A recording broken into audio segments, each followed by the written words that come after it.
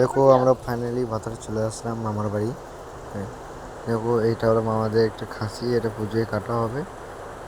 দেখতে পাচ্ছ অনেকটা বড় হয়ে গেছে। দেখো কয়েলি দাঁড়িয়ে, এখানে আমার ভাই দাঁড়িয়ে, এই দেখো আমার মহেন্দ্র থার দাঁড়িয়ে আছে ওটা দেখতে পাচ্ছ। এই হলো মামার ছেলে, সব টাটা করছে। এই দেখো আমার মহেন্দ্র থার, দেখো কত সুন্দর জায়গা এটা। তো এই দেখো একটা ট্রাক্টর দাঁড়িয়ে আছে সাইডে, এটা আমার হলো মহেন্দ্র থার। দেখো কত সুন্দর লাগছে ওকে। মহাকাল, দেখো আবার দেখো টাটা করছে, দেখছো।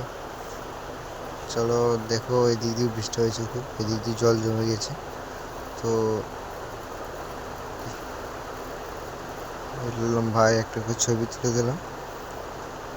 ছবি তুলে পরে তো আমি কয়েলে দাঁড়িয়েছি।